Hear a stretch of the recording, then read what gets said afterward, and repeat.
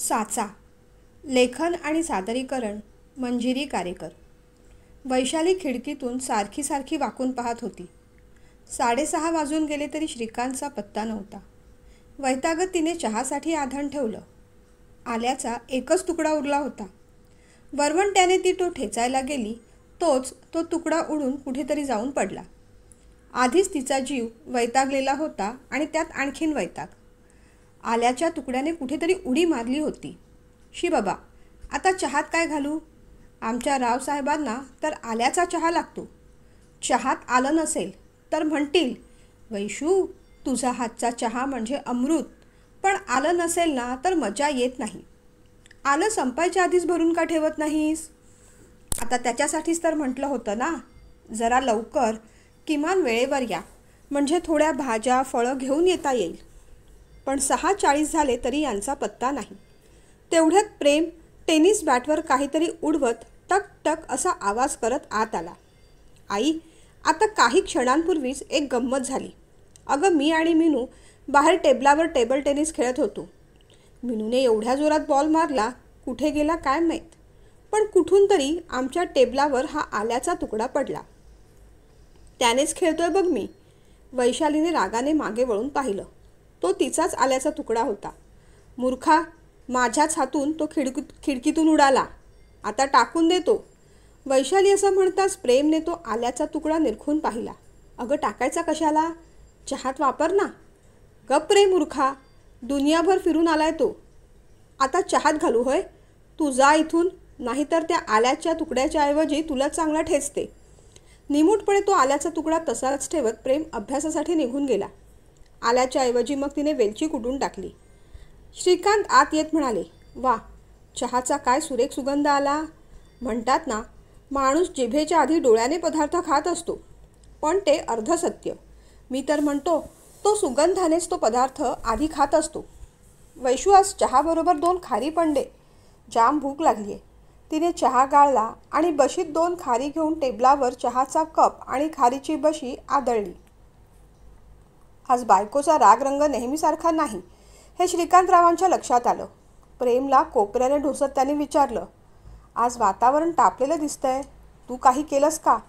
बाबा, मी तर नाही, बहुतेक तुम्हीच काहीतरी केलं असणार. प्रेम असं म्हणताच श्रीकांतराव आपल्याकडून काही चूक झाली का ते आठवू लागले. आणि मग त्यांना एकदम लक्षात आलं की सकाळी वैशालीने सांगितलं होतं की संध्याकाळी वेळेवर घरी या, आपल्याला मार्केटमध्ये जायचं आहे. आपल्या हातून घडलेला अक्षम्य गुन्हा त्यांच्या आत्ता लक्षात आला. तडकन ते उभे राहिले. अगं सॉरी वैशू, ऑफिसमधून वेळेवर निघालो होतो, पण वाटेत ही स्कूटर बिघडली.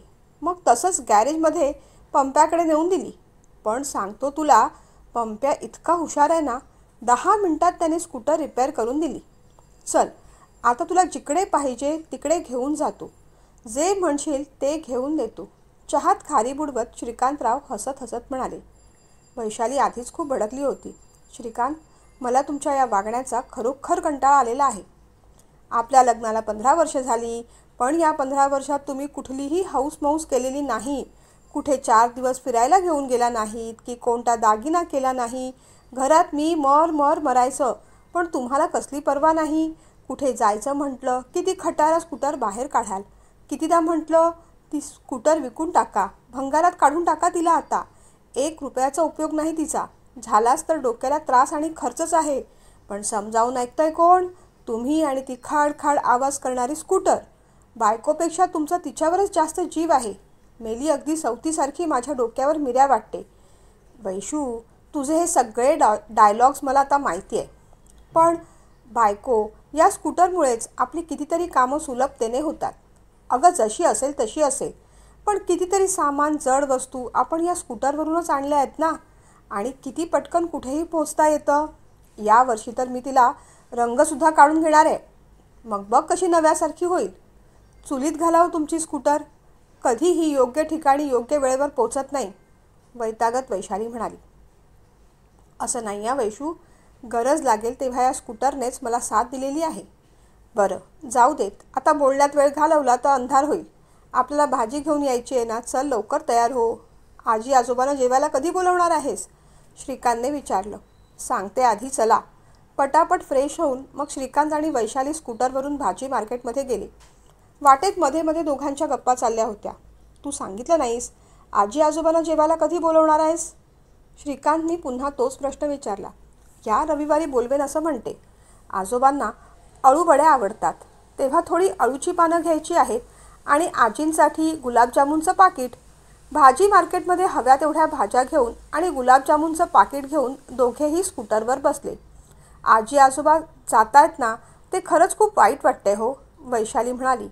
हो ना, 12-15 वर्ष होते नाही इथे, श्रीकांत म्हणाले. पण त्यांच्याही मुलाचं ठीकच आहे हो. आता दोघांचंही वय झालंय. वडिलोपार्जित बंगला म्हणून या बंगल्यात त्यांचा जीव गुंतला होता. आवड म्हणून इतकी वर्ष राहिले. पण आता मागे आजी पडल्यापासून मुलाला त्यांची चिंताच वाटते. ते स्वाभाविक देखील आहे. वय झालं की म्हाताऱ्या माणसांनी एकटं राहण्याच्या फंद्यात पडूच नये. आपल्या नातेवाईकांजवळ, मुलांजवळच राहावं. कधी कोणत्या गोष्टीची गरज पडेल सांगता यायचं नाही. कितीही म्हटलं तरी आपण शेजारी, आपण मदत करू, जेवणही देऊ. पण हॉस्पिटलायझेशन आल्यावर किंवा महत्त्वाचे काही निर्णय घ्यायचे झाले तर आपण कोणत्या हक्काने घेणार हो? वैशाली बोलत होती. तेही खरंच, पण इतक्या वर्षांचा सहवास, आता ते घर अगदी ओकं बोकं दिसेल नाही? श्रीकांतनी विचारलं. तसं नाही होणार. ते घर त्यांनी कुणाला तरी विकलंय म्हणत होते. मग तो विषय तिथेच थांबला.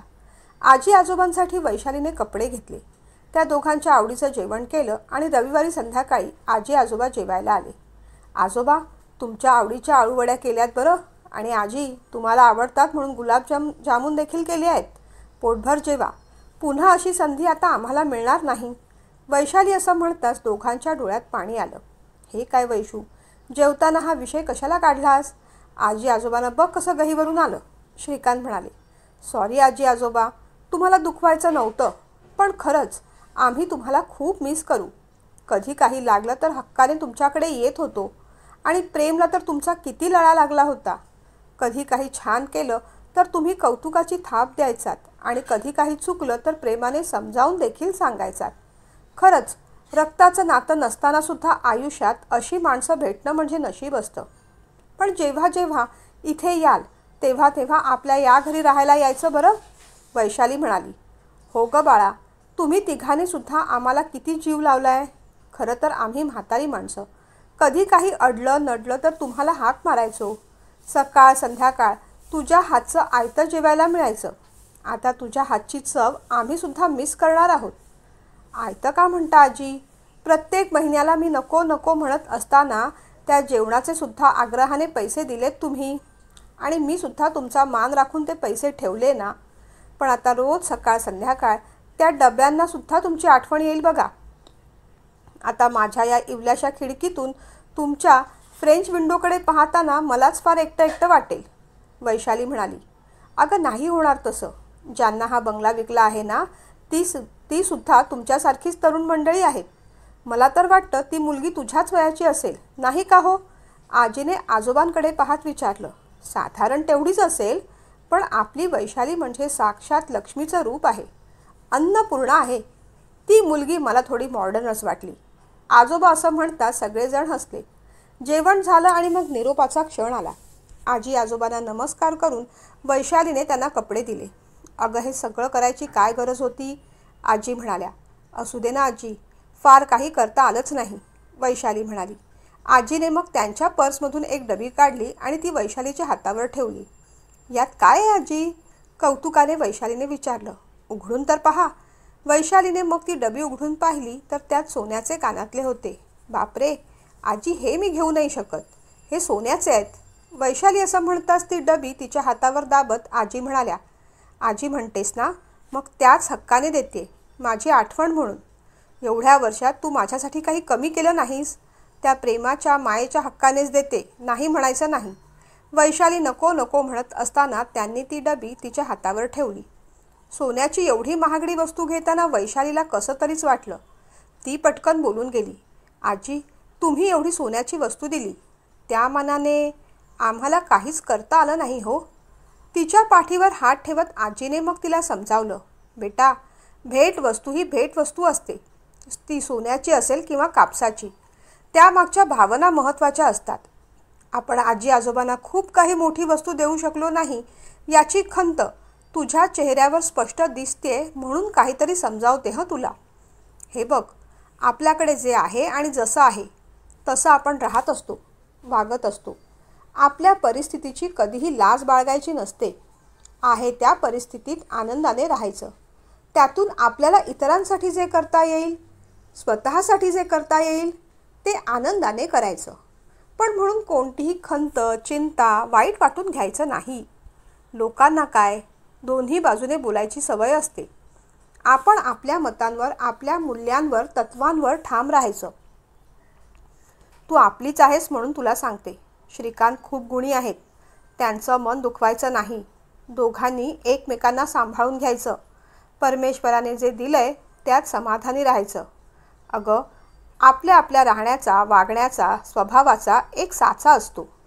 तो साचा कधी मोडू नये. तो साचा मोडला ना की मग आपल्यालाच त्याचा भयंकर त्रास होतो. आजींनी समजावलं. आजोबाही पटकन म्हणाले, अगं, आपल्या संतांनी देखील म्हणून ठेवलंय ना, ठेविले अनंते तैसेची राहावे, चित्ती असू द्यावे समाधान. पटतंय मला आजोबा, पण एक गोष्ट समजत नाही. या संतांनी तरी असं का म्हणून ठेवलंय? म्हणजे परमेश्वराने आपल्याला जसं ठेवलं तसंच आपण राहायचं. अगदी गरिबीत असलो तरी तसंच खितपत पडायचं. श्रीमंत होण्यासाठी काही प्रयत्न करायचेच नाहीत का? वैशालीने विचारलं. अगं, तसं नाही बेटा. याचा अर्थ तू चुकीचा समजलीस. याचा अर्थ असा आहे की आपण खूप कष्ट करायचे. आरोग्य, धनसंपत्ती, नाती सगळ्या बाजूने समृद्ध व्हायचा प्रयत्न करायचा. पण ते करताना आहे त्या परिस्थितीला सतत दोष देत राहायचा नाही. परमेश्वराने सध्या आपल्याला ज्या परिस्थितीत ठेवलं आहे त्यात समाधानी राहायचं आणि जी परिस्थिती आपल्याला बदलायची आहे त्यासाठी चांगल्या मार्गाने अनुकूल असा प्रयत्न करायचा. पण योग्य आणि चांगल्या मार्गानेच. मुख्य म्हणजे आपण निवडलेला मार्ग आपल्याला पटला पाहिजे, जमला पाहिजे, आवडला पाहिजे असा त्याचा अर्थ आहे. आपण बऱ्याचदा काय करतो, परिस्थिती बदलण्यापेक्षा त्या परिस्थितीला दोष देत राहतो किंवा मग एखादा शॉर्टकट पकडून लवकरात लवकर आपल्याला जे हवं आहे ते मिळवायचा प्रयत्न करतो. पण त्याने फक्त आपली मनशांती ढळत असते. आजोबा म्हणाले, अगदी बरोबर बोललात आजोबा. आमच्या मॅडमना मी देखील हेच सांगत असतो. पण वैशाली खूप समंजस आहे. माझ्या फाटक्या संसाराला तिने स्वर्ग बनवलाय. आपल्या बायकोचं कौतुक करत श्रीकांतराव म्हणाले. हसत खेळत वेळ मजेत गेला. आजी आजोबांनी निरोप घेतला. 2 दिवसातच आजी आजोबा मुलाकडे निघून गेले आणि घर रिकामं रिकामं दिसू लागलं. काम करता करता मध्ये कधीतरी वैशालीची घरावर नजर जायची. मध्येच कधीतरी आजी आजोबांची आठवण यायची. पण मग आता ते नाहीत याची जाणीव व्हायची आणि मन थोडं खट्टू व्हायचं. साधारण 10-15 दिवसांनी बंगल्यासमोर टेम्पो ट्रक दिसले आणि तिला आनंद झाला. उत्सुकतेने ती बाहेर पाहू लागली. त्यानंतर मागून एक पॉश 4 व्हीलर आली. त्यातून दोघेजण खाली उतरले. एक नवरा, एक बायको. हेच दोघं घर मालक असणार. तिने त्या बाईकडे निरखून पाहिलं. आजी म्हणत होत्या ते बरोबर होतं. ही साधारण आपल्याच वयाची वाटते. तिला क्षणभर वाटलं की आपण पुढे जाऊन ओळख करून घ्यावी. पण मन अगदी दडपून गेलं. ही लोकं फार श्रीमंत वाटतात. उगीच आपल्याबरोबर बोलणं त्यांना कमीपणाचं वाटायला नको. तरीसुद्धा त्या दोघांना जवळून पाहण्याची तिला तीव्र इच्छा झाली. उगीच फोनवर बोलायचं निमित्त करून ती बाहेर पडली आणि तिच्या गेटसमोर उभी राहिली. आता ते दोघं स्पष्ट दिसत होते. त्या बाईचं सुद्धा हिच्याकडे लक्ष गेलं. समोरच्या बंगल्यात आलेल्या श्रीमंत स्त्रीने तिच्याकडे पाहून स्माईल केलं आणि वैशालीला आनंद झाला. तिने पण मग हाय केलं आणि वैशाली पुढे गेली. दोघेही आता अगदी स्पष्ट दिसत होते. तिला त्या स्त्रीचा चेहरा थोडा ओळखीचा वाटला. पण नक्की कुठे पाहिलंय ते काही आठवलं नाही. आठवायचा ती प्रयत्न करू लागली त्याआधीच त्या स्त्रीने विचारलं, तुम्ही वैशाली ना? हो, तुम्ही कसं ओळखता? आश्चर्याने वैशालीने विचारलं. याआधी जे फ्लॅट ओनर होते ना त्यांनी तुमच्याबद्दल सांगितलं होतं. म्हणजे माझं असं काम होतं की आम्हाला काही दिवस तुम्ही जेवण बनवून देऊ शकाल का? निदान इथे चांगला कुक मिळेपर्यंत तरी. हो, देईन की, वैशाली म्हणाली. ठीक आहे, मग आज संध्याकाळी जेवण आणून द्यायला हरकत नाही. तुमचे महिन्याचे किती पैसे होतील ते सांगा. ती असं म्हणताच वैशाली म्हणाली, पैशाचं काही नाही हो. आम्हाला चांगला शेजार मिळाला त्यातच सगळं आलं. ती स्त्री मग छान हसली आणि म्हणाली, मला ना तुम्हाला कुठेतरी पाहिल्यासारखं वाटतंय. हो ना, मलाही अगदी तसंच वाटतंय. तुमचं नाव काय? वैशालीने विचारलं. चारुता देशपांडे. आणि मग वैशालीला एकदम क्लिक झालं. तुमचं माहेरचं नाव चारुता बोराटे होतं का? हो. मग तू मला ओळखलं नाहीस चारू? अगं आपण एकाच कॉलेजमध्ये होतो.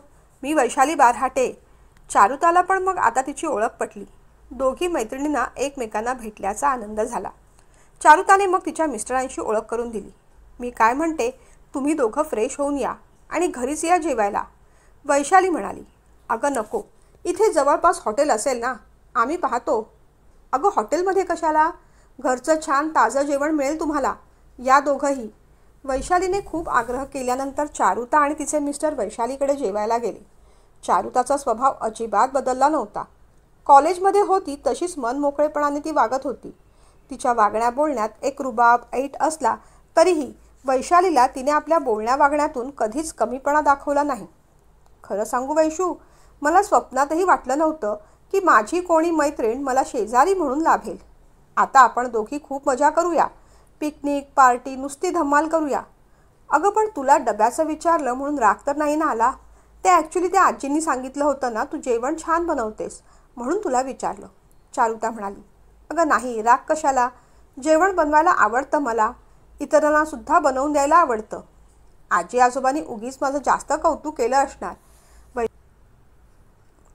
अजिबात नाही. तुझ्या हाताला अगदी उत्तम चव आहे याचा अनुभव घेतलाय. हो की नाही विकी? नवऱ्याकडे पाहत तिने विचारलं. त्यांनीही आनंदाने मान डोलावली. बरं चल भेटू नंतर असं म्हणत उभयताने निरोप घेतला. संध्याकाळी डबा घेऊन वैशाली स्वतःच तिच्या घरी गेली. तिचं सामान अजून लावायचं होतं, पण रंगरंगोटी छान झाली होती. या पसाऱ्या तुला बोलवत नाही वैशाली, पण एकदा घर लागलं ना की तू आणि तुझं कुटुंब आमच्याकडे जेवायला यायचं आहेस, चारुता म्हणाली. डबा देऊन वैशाली परतली. रोज सकाळी चारुता तिचे मिस्टर ऑफिसला जात होते. दुपारी डबा द्यायचा प्रश्न नव्हता, पण रात्री मात्र त्यांना घरचं जेवण लागायचं. वैशाली आपुलकीने सगळं जेवण बनवायची. चारुताला आवडतं म्हणून कोशिंबीर, सूप तेही जादाचं बनवून द्यायची. हळूहळू दोघींची गट्टी जास्त जमली. एकदा वैशाली डबा द्यायला आली तेव्हा चारुता म्हणाली, अगं त्या दिवशी माझी एक मैत्रीण सहज म्हणून आमच्या घरी आली होती. तिने तुझं जेवण टेस्ट केलं, तिला ते खूप आवडलं. मी काय म्हणते वैशाली, तू तुझा हा व्यवसाय वाढवत का नाहीस? म्हणजे आम्हाला तर तू डबा देतच आहेस, पण अशा 5-6 ऑर्डर मी तुला सहज मिळवून देऊ शकेल. चालेल का तुला? ते ऐकून वैशालीला आनंद झाला. अगदी चालेल. बरं ऐक ना, उद्या तुम्ही सगळे आमच्याकडे जेवायला या. उद्या डबा नको आणि वेळ नाही वगैरे काही चालणार नाही. आम्हा दोघांचाही आग्रह आहे. चारुता असं म्हटल्यावर वैशालीने होकार दर्शवला. ठरल्याप्रमाणे तिघेही चारुताच्या घरी जेवायला गेले. घर अतिशय सुंदर सजवलं होतं. वैशाली आणि श्रीकांत दोघांना जरा ऑकवर्ड वाटलं, पण चारुता आणि तिचे मिस्टर अतिशय चांगले होते. दोघांनाही त्यांनी कम्फर्टेबल केलं. बोलता बोलता विषय निघाला. चारुताचे मिस्टर विकी फोटोग्राफर होते आणि चारुता मॉडेलिंग क्षेत्रात गेली होती. अलीकडे काही ॲडमध्ये पण तिचं सिलेक्शन झालं होतं. वैशालीला खूप आश्चर्य वाटलं. आपल्याजवळ एवढी मोठी सेलिब्रिटी राहते पण आपल्याला माहीत देखील नाही, तेही आपली मैत्रीण असून. चारुताने वैशालीच्या मुलासाठी, प्रेमसाठी भरपूर सारी खेळणी आणि खाऊ घेतला. प्रेमलाही आंटी खूप आवडली. त्या दिवशी दुपारी चारुता घरी दिसली म्हणून वैशालीने सहज म्हणून डोकावलं, अगं वैशू ये ना, बाहेर का उभी? आज माझी तब्येत बरी नाही म्हणून शूटला गेले नाही. ये बस.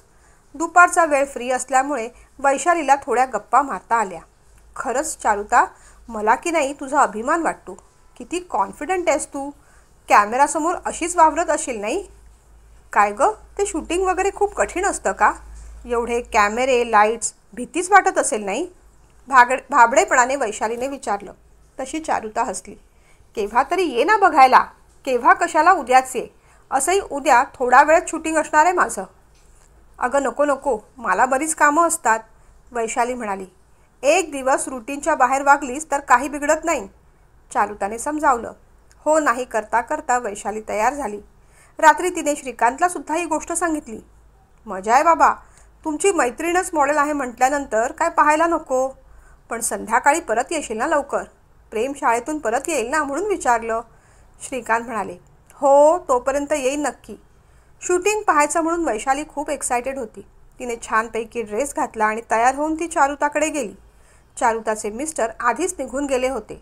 चारुताने मग स्वतःची गाडी काढली आणि स्वतःच ड्राईव्ह केली. वैशाली तिच्या बाजूला बसली होती. तिला चारुताचा खूप अभिमान वाटत होता. तिच्यासारखं आपल्यालाही कधीतरी कॉन्फिडंट होता येईल का, असा विचार तिच्या मनात येऊन गेला. चारुता सेटवर गेली तशी एका स्पॉट बॉयने तिच्यासाठी खुर्ची आणून ठेवली. त्याच्याशी नम्रपणे बोलत चारुता म्हणाली, दादा, माझ्या मैत्रिणीला बसायला आणखीन एक खुर्ची आणून देतोस का? चारुताने आपली ओळख मैत्रीण म्हणून करून दिल्यामुळे वैशालीचा इगो सुखावला. हळूहळू शूटिंगची तयारी सुरू झाली. चमचमते लाईट, ॲक्शन, कट अशा सगळ्या गोष्टी करेपर्यंत 3-3.5 तास गेले. 2-3 मिनिटाच्या शॉटसाठी एवढा वेळ? एवढ्या वेळात आपलं 15-20 माणसांचं जेवण सहज झालं असतं. वैशालीला हसू आलं. आपण हे काय विचार करतोय? आपण आलोय कुठे आणि कसले विचार करतोय? चारुता मग फ्रेश व्हायला गेली, कपडे बदलले आणि मग दोघी निघाल्या. वैशाली, हॉटेलमध्ये जायचं का? तू काही घेणार का? असंही प्रेमला यायला अजून वेळ असेल. चल, आपण काहीतरी खाऊन घेऊया, असं म्हणत चारुताने एका शानदार हॉटेलपाशी गाडी थांबवली. तू काय घेणार? चारुताने विचारलं. काही चालेल. बरं, 2 ग्रिल सँडविच आणि 2 कोल्ड कॉफी, असं म्हणत चारुताने ऑर्डर प्लेस केली. काय गं, मग कशी वाटली शूटिंग? चारुताने विचारलं. भारीच कठीण असतं गं. केवढ्या सगळ्या गोष्टी असतात. कसं काय मॅनेज करतेस तू? वैशालीने विचारलं. हो ना, आणि आता तर मला एका सिरियलसाठी सुद्धा निवडलं आहे. त्याचंसुद्धा शूटिंग लवकरच चालू होईल. सगळ्या गोष्टी मॅनेज करणं खरंच खूप कठीण जातं आहे. खरं तर मी 3-4 तासांसाठी कुणीतरी असिस्टंट शोधत होते. म्हणजे माझ्या अपॉइंटमेंट लिहून घ्यायला, फोन कॉल अटेंड करायला, शूटिंग रिलेटेड काही कामं असतील तर ती करायला. कुणी ओळखीची भरवशाची मुलगी असेल तर सांग. 40-50 हजार पगार देऊ शकेन मी. ते ऐकताच वैशालीचे डोळे चमकले. 40-50 हजार? कसलाही विचार न करता ती म्हणाली. मग हे काम मी केलं तर चालेल? चारुताने चमकून तिच्याकडे पाहिलं. चालेल खरं, पण तुला जमेल का? म्हणजे घरची कामं, प्रेमची जबाबदारी म्हणून विचारलं. सकाळ दुपारच्या वेळेस हवं आहे ना? करेन मी ॲडजस्ट, वैशाली म्हणाली. मग तर खूपच बरं होईल. काय करायचं, कसं करायचं ते सांगेन तुला. पण एवढं म्हणून चारुता थांबली. पण काय चारुता? राग मानू नकोस, पण वैशाली, हे मॉडेलिंग क्षेत्र, फिल्म इंडस्ट्री जरा वेगळी असते. इथे थोडं वेगळ्या पद्धतीने राहावं लागतं. वेगळ्या पद्धतीचे कपडे, बोलणं. तुला स्वतःला थोडंसं ग्रूम करावं लागेल. काळजी करायचं कारण नाही. तुला कुठेच कॅमेरासमोर यायचं नाही. पण director, assistant director, cameraman, producer या लोकांचे कधी फोन येतात. त्यांच्याशी बोलावं लागतं, भेटावं लागतं. तेव्हा थोडं प्रेझेंटेबल राहावं लागतं. त्याला तू तयार आहेस का? काय करायचं, कसं करायचं मी सगळं सांगेन. त्याबाबत काळजी नको. चारुता असं म्हटल्यावर वैशाली विचारात पडली. मी हो म्हटलंय खरं, पण आता असं वाटतंय मला जमेल का हे सगळं? वैशालीने असं म्हणताच चारुता म्हणाली. का जमणार नाही? तुझी इच्छा आहे ना, तर मग करून बघ. जमलं तर ठीक, नाही जमलं तर नाही जमलं, पण करून बघायला काय हरकत आहे? मी आहे ना, डोंट वरी. त्यानंतर ऑर्डर आली. दोघींनी सँडविच आणि कॉफी घेतली, मग घराकडे परतल्या. आपण केलं ते बरोबर का चूक याचा वैशाली विचार करत राहिली. खरं आपण एकदा श्रीकांतशी बोलायला हवं होतं. आपण उगीचच हो म्हणून बसतो. पण 40-50 हजार काही कमी नाही. त्यातले 30-30 हजार जरी साठवले तरी वर्षाकाठी आपण एक सेकंड हँड गाडी तरी नक्की घेऊ शकू. निदान त्या खटाऱ्या स्कूटरवर तरी बसावं लागणार नाही. ती विचार करत होती तोपर्यंत तिला त्या खटाऱ्या स्कूटरचा आवाज आलाच. ती भानावर आली. नेहमीप्रमाणे आनंदात श्रीकांत हसत हसत येऊन बसले. तिने चहा आणला, पण आज ती शांत होती. श्रीकांतना आश्चर्य वाटलं. काय गं, आज शूटिंग बघायला गेली होतीस? दमलीस का? तसं असेल तर मीच आज डाळ खिचडी टाकतो, तू आराम कर, श्रीकांत म्हणाले. पण तरीही तिचं लक्ष नव्हतंच. तिला हलवत श्रीकांतने पुन्हा विचारलं. काय झालं वैशाली, बरं वाटत नाही आहे का? अहो ऐका ना, मला तुमच्याशी काहीतरी बोलायचं होतं, वैशाली म्हणाली. बोल ना मग. मी चारुताची PA म्हणून नोकरी करू? ते ऐकताच श्रीकांत आश्चर्याने तिच्याकडे पाहू लागले. तुझ्याच मैत्रिणीकडे तू तिची PA म्हणून राहणार? शिवाय त्या वेळा सांभाळणं. अगं ते काम खूप वेगळ्या पद्धतीचं असतं. तुला जमेल का ते? चारुता, तिचे मिस्टर दोघेही चांगले आहेत, पण त्यांचं क्षेत्र वेगळं आहे. त्यांचे विचार, राहणीमान आपल्यापेक्षा खूप वेगळं आहे. आपल्याला ते जमणं शक्य नाही. श्रीकांत असं म्हणताच वैशाली भडकली. तुम्ही आधीच नायरी लावलीत. तुमच्या या अशा वागण्यामुळेच मी घर कोंबडी बनून राहिली आहे. ना धड कुठे नोकरी करता येते, ना धड स्वतःचा व्यवसाय करता येत. आता समोरून एवढी चांगली ऑफर आली तरी तुमचं तोंड वाकडंच. कामाचं काय, कोणतंही काम शिकता येतं आणि चारुता सगळं स्वतः शिकवणार आहे मला. अहो, महिन्याला 40-50 हजार रुपये पगार देईन म्हणाली. तुम्ही कमावता त्याच्यापेक्षा 5-10 हजार जास्तच. ती असं बोलल्यावर श्रीकांतना ती गोष्ट लागली. पण तरीही तिला वाईट वाटू नये म्हणून ते म्हणाले, तुझा मूड ऑफ करायचा नव्हता मला. फक्त तुला कोणत्या गोष्टीचं टेन्शन किंवा प्रेशर येऊ नये असं वाटलं म्हणून सुचवलं. बाकी तू जो निर्णय घेशील तो मला मान्य असेल. माझ्या ज्याने जे सहकार्य देता येईल तेवढं मी देईन. तुला करून पाहायची इच्छा आहे ना, मग जा पुढे. मी आहे तुझ्याबरोबर. श्रीकांतचं ते बोलणं ऐकून वैशालीला आनंद झाला. खरंच? थँक्यू. तुम्हाला माहिती आहे, चारुता म्हणत होती की ती माझं ग्रूमिंग करणार आहे. माझ्याकडे पण काही पैसे साठवलेले आहेत. आता मॉडेलिंग क्षेत्रात जायचं म्हटलं तर तसे कपडे, राहणीमान करायला हवं ना.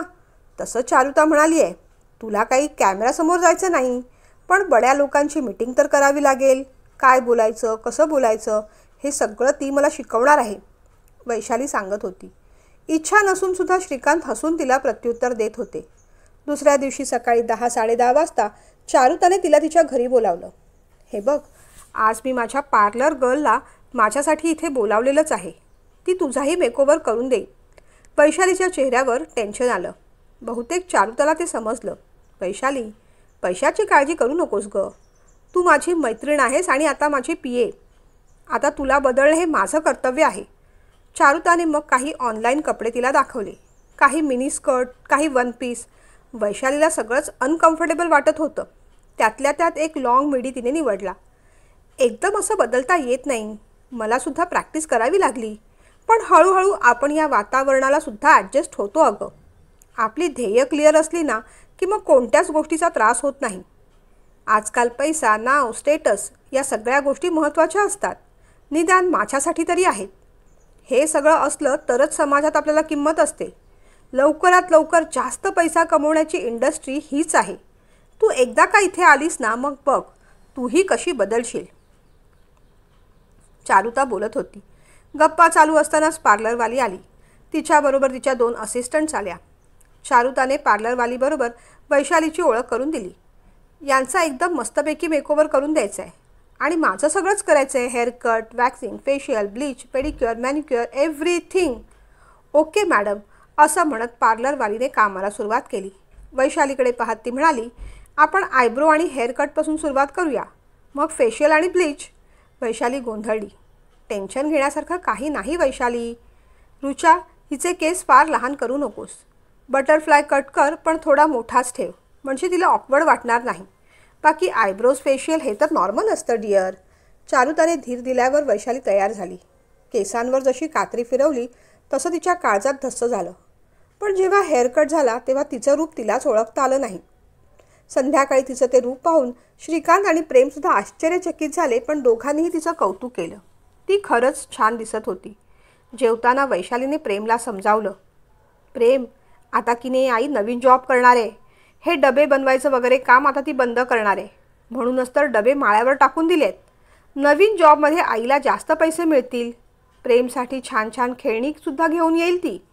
पण आई, मी शाळेतून यायच्या आधी तू घरी येशील ना? प्रेमने मार्मिक प्रश्न विचारला. येईन रे, पण कधीतरी लेट होईलच की नाही. आणि आता तू लहान राहिलेला नाहीस. घरात बिस्किट असतं, ते घ्यायचं, खायचं. संध्याकाळी येऊन आई जेवण करणारच आहे. ती असं म्हणाल्यावर मग कुणी काही बोललं नाही. दुसऱ्या दिवशीपासून वैशालीचं काम सुरू झालं. चारुताने पाठवलेला मिडी घालताना तिला जरा ऑकवर्ड वाटलं. पण आता कामाचा एक भाग आहे म्हटल्यानंतर त्या गोष्टी स्वीकारणं पर्यायाने आलंच. ती सकाळी चारुता आणि तिच्या मिस्टरांबरोबरच बाहेर पडू लागली. शूटिंगच्या दरम्यान काही फोन कॉल झाले, काही माहिती द्यायची असेल तर ती देऊ लागली. मोठमोठ्या व्यक्तींबरोबर बोलताना थोडं अवघडल्यासारखं व्हायचं. कधी एखादी व्यक्ती इंग्लिशमध्ये बोलायला लागली की तिचं ततपप व्हायचं, पण कसं बसं ती निभावून न्यायची. खरं तर पैसा एक सोडला तर त्या कामात तसा काही आनंद मिळत नव्हता. खरा आनंद महिन्याच्या अखेरीस मिळणार होता. सुरुवातीला सगळ्या गोष्टी ॲडजस्ट करायला वैशालीला खूप त्रास झाला. कधी उशीर व्हायचा तर कधी लवकर जायला लागायचं. कधी श्रीकांतला डबा देता यायचा नाही तर कधी खिचडी भातावरच वेळ मारून न्यावी लागायची. पण श्रीकांतने कधी कटकट केली नाही, प्रेमनेही फार कुरबुर केली नाही. महिना झाला आणि मग चारुताने 50,000 रुपयाचा चेक तिच्या हातावर ठेवला. कसं वाटतंय वैशाली? चारुताने विचारलं. वैशालीच्या डोळ्यात पाणी होतं. खूप छान. तुला थँक्यू, वैशाली म्हणाली. तुलाही थँक्यू. काही गोष्टी वगळता बाकी तूही चांगलं मॅनेज केलंस. आणि सुरुवातीला सगळ्यांकडूनच चुका होतात. चुकातून शिकत जायचं. मी तुला म्हटलं होतं ना, आता माझं काम खूप वाढणार आहे आणि त्याचबरोबर तुझंही. अर्थात तुझं काम वाढलं की तुझा पगारही वाढणार. पुढच्या आठवड्यात आपल्याला एका पार्टीसाठी जायचं आहे. लेट नाईट पार्टी असेल. तू तसं घरी सांगून ठेव. तिथे काही प्रोड्युसर, डायरेक्टर येणार आहेत. काळजी करू नकोस. तुला मी माझ्याबरोबर घेऊन जाईन आणि येताना तुला घरी सोडेन. श्रीकांतला म्हणावं, अजिबात काळजी करू नका. शिवाय 1 दिवसाचा तर प्रश्न आहे. चारुता असं म्हटल्यावर वैशालीला थोडं टेन्शन आलं. पण 1च दिवसाचा प्रश्न होता. शिवाय येता जाता चारुता कंपनी देणारच होती. आपल्याला काय, फक्त चारुताबरोबर राहायचं, त्या आलिशान गाडीत बसायचं आणि आलिशान गाडीतून परत यायचं. वैशालीने विचार केला होता की आपलं काम वाढलं की आपणही आपल्या हाताखाली एखादी बाई कामाला ठेवूया. पण त्याआधी या पार्टीबद्दल श्रीकांतशी बोलायला हवं. श्रीकांत तसं काही नाही म्हणणार नाहीत. म्हणून तिने श्रीकांतकडे विषय काढला. Late night party? हे बघ वैशाली, याआधी मी कोणत्याही गोष्टीसाठी अडवलं नाही तुला. पण आता या सगळ्या गोष्टी डोईजड होऊ लागल्यात. मी पुन्हा एकदा म्हणतो, चारुता आणि विकी दोघेही सज्जन आहेत. पण त्यांचं प्रोफेशन, त्यांची लाईफस्टाईल आपल्यापेक्षा खूप वेगळी आहे. ज्या गोष्टी ती लोक सहजतेने करतात त्या गोष्टी मला, अगदी तुलाही करायला खूप जड जातात. हे कळतंय का तुला?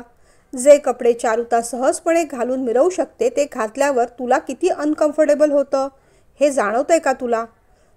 तू जे काम करतेस, निदान ते काम तरी तुला जमतंय का, आवडतंय का? कारण घरी आल्यावर तू शांत आणि उदास वाटतेस. याआधीसुद्धा तू घरी होतीस तेव्हा तुझी चिडचिड व्हायची. पण काम करताना, जेवण बनवताना, वाढताना तू गाणं म्हणायचीस, कधीतरी गुणगुणायचीस, आई बहिणीच्या मला गोष्टी सांगायचीस. आता अलीकडे आपलं बोलणंही होत नाही. प्रेमकडे दुर्लक्ष होत चाललंय. तुझ्या आनंदासाठी आम्ही काही बोलणार नाही. पण खरोखर तू तरी यात आनंदी आहेस का? फक्त पैशासाठी या गोष्टी करू नकोस. कारण पैसा जितक्या सहजतेने येतो तितकाच तो तापदायक ठरू शकतो हे विसरू नकोस. श्रीकांतचं हे बोलणं वैशालीला झोंबलं. अहो, केलेलं काढून काय दाखवताय? मी तुमच्यासाठी काही केलं नाही का? तुमची हीच इच्छा आहे का की घरची धुणी भांडी, जेवण डबे मी करत बसू? गेल्या महिन्याचा गलेलठ्ठ पगार पाहिलात ना, तरी तुम्ही असं बोलताय. माझा आनंद पैशात आहे. पैसे मिळाले तर प्रेमच्या भविष्याचा विचार करता येईल. नाहीतर आयुष्यभर पोळपाट लाटणं धरून बसावं लागेल. आणि मग ती रडूच लागली. तिला शांत करत श्रीकांत म्हणाले, रडू नकोस. तुला यात आनंद मिळतोय ना, मग ठीक आहे. नाईलाजाने, ना खुशीने का होईना, श्रीकांतची परवानगी मिळाली होती. त्या दिवशी तिने जेवण पटापट आटपलं आणि तयारी करायला ती चारुताकडेच गेली. चारुताने तिच्यासाठी एक छान 1 पीस मागवला होता. पण त्याला साईड कट होता. नको चारुता, फार ऑड वाटेल मला, वैशाली म्हणाली. कशाला ऑड वाटेल? एवढ्या सगळ्या गोष्टी छान कॅरी करतेस तू. चल लवकर तयार हो, उशीर होतोय आपल्याला. नेहमीप्रमाणे तिची पार्लरवाली आली होती. तुम्हाला तयारी करायला वेळ लागेल. शिवाय वेदांगी पण तुम्हाला जॉईन करेल. मला 1-2 कामं आहेत. मी माझी कार घेऊन पुढे जातो.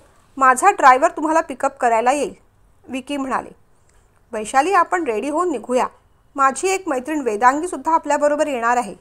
एका प्रोजेक्टबद्दल आम्हाला डिस्कस करायचं आहे, चारुता म्हणाली. दोघी रेडी होऊन खाली निघाल्या. वेदांगी त्यांना खालीच भेटली. दोघींच्या गप्पा सुरू झाल्या. मला वाटतं वैशाली, तू पुढे बस. आम्हाला मागे बसून काही डिस्कस करायचं आहे. चारुताने म्हटल्याप्रमाणे वैशाली पुढे ड्रायव्हरच्या सीटजवळ जाऊन बसली. वेदांगी आणि चारुता त्यांच्या नवीन इव्हेंटबद्दल चर्चा करत राहिल्या. इव्हेंट कुठे ठरवायचा, कोणते कॉस्ट्युम्स कुणाकडून बनवून घ्यायचे, वगैरे वगैरे. आता त्या पार्टीत मला बाजवा भेटतील. मी इव्हेंटचं त्यांच्या कानावर घालेन. स्पॉन्सरसुद्धा जमवावे लागतील. ते सगळं बघेन मी. बाकी सगळ्या मायन्यूट गोष्टी तू वैशालीशी बोलून घे. तिला इव्हेंटचं प्लॅनर बनवायला सांग, चारुता वेदांगीला सांगत होती. वैशाली त्यांचं बोलणं ऐकत होती. तेवढ्यात तिच्या हाताला स्पर्श झाल्यासारखं तिला वाटलं. दचकून तिने पुढे पाहिलं. चुकून का मुद्दामून माहीत नाही, ड्रायव्हरचा स्पर्श झाला होता खरा. तिने चमकून ड्रायव्हरकडे पाहिलं. काही झालं नाही अशा आविर्भावात तो निर्लज्जपणे स्माईल देत होता. काय बोलावं काय करावं तिला कळलंच नाही. अशा प्रसंगाला ती प्रथमच सामोरं जात होती. तेवढ्यात चारुता म्हणाली, वैशाली, पार्टीत वेदांगी मॅडम तुला काही डिटेल्स देतील, त्या व्यवस्थित नोट करून ठेव. पार्टीचं हॉटेल जवळ आलं. ड्रायव्हरने गाडी पार्क केली. वेदांगी आणि चारुता उतरल्या. गाडीचा दरवाजा लावून घ्यायच्या निमित्ताने ड्रायव्हरने पुन्हा वैशालीच्या कमरेला स्पर्श केला. यावेळेस ती चांगलीच घाबरली. काय करावं काय बोलावं हे कळायच्या आधीच चारुताने तिला हाक मारली आणि त्या तिघी आत गेल्या. हे असले विचित्र अनुभव पहिल्यांदाच येत होते. पार्टीमध्ये चारुता खूप बिझी होती, पण वैशालीला वेदांगीबरोबर काम होतं. वेदांगी म्हणाली, तू इथे बस, मी दोघांना भेटून आले. वैशालीला वेदांगीचं बोलणं जरा रूढ वाटलं. चारुताने आपल्याला अरेतुरे करणं वेगळी गोष्ट होती. आपण मैत्रिणी आहोत, पण वेदांगीने असं बोलणं बरोबर नाही. ओके मॅडम, असं म्हणत ती एका खुर्चीवर जाऊन बसली. कुणीतरी तिला ड्रिंक ऑफर केलं. तिने घेतलं नाही. वेदांगी तिला काही गोष्टी समजावू लागली. मध्येच तिने आजूबाजूला कुणी वेटर आहे का ते पाहिलं.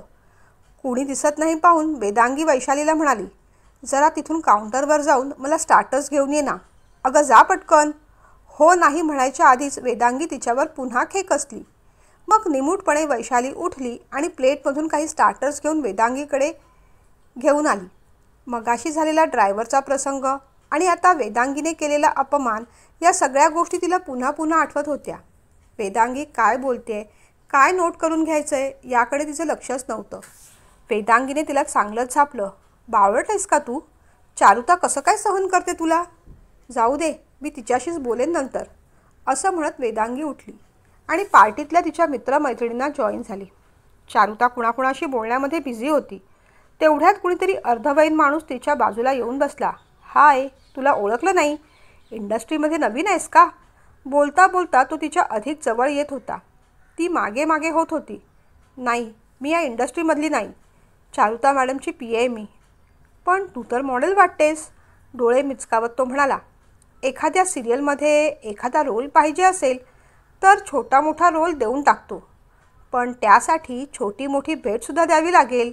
स्वतःचा गाल आणि मग ओठ चोळत तो निर्लज्ज माणूस बोलत होता. ती घाबरून चटकन उठली आणि दूर गेली. ती खूप घाबरली होती. आज पहिल्यांदाच या सगळ्या गोष्टीचा तिला अनुभव येत होता.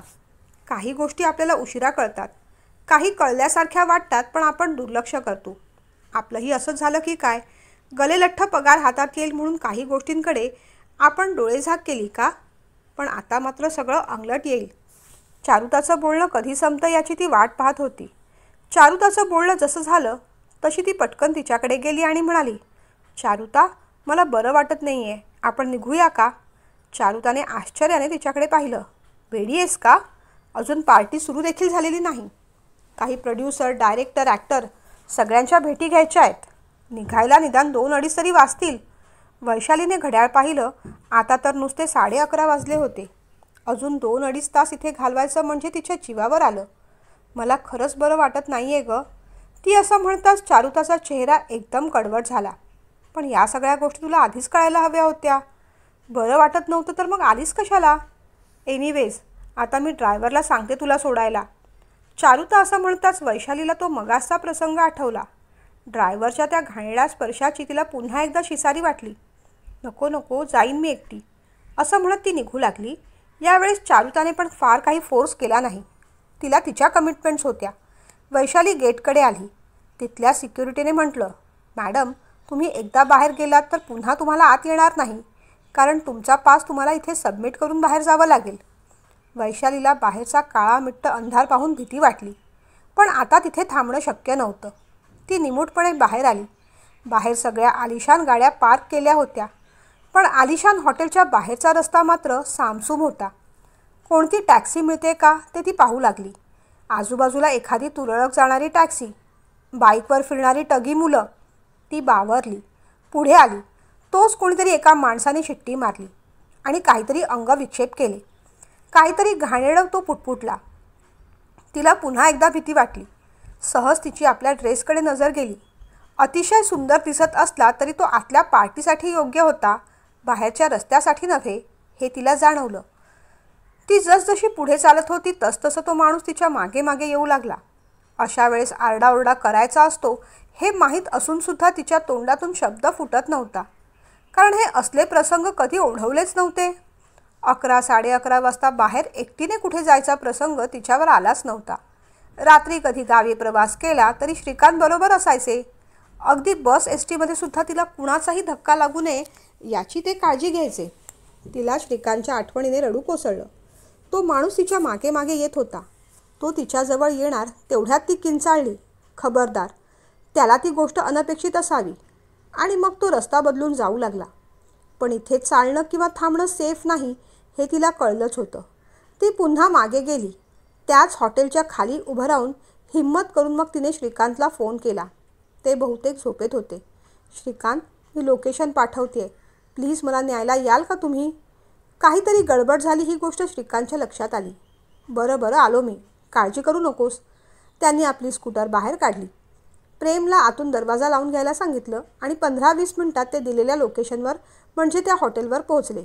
स्कूटरचा खाडखाड आवाज झाला आणि तिला श्रीकांत आल्याची खूण पटली. आज त्या आवाजाचा तिला त्रास तर झाला नाहीच, पण उलट आनंदच वाटला. श्रीकांतला पाहून तिला रडू कोसळलं. श्रीकांतसुद्धा तिच्याकडे पाहू लागले. डीप गळ्याचा स्लीवलेस मिडी कदाचित त्यांनाही आवडला नाही. तीही अनकम्फर्टेबल होऊन अंग चोरून उभी होती.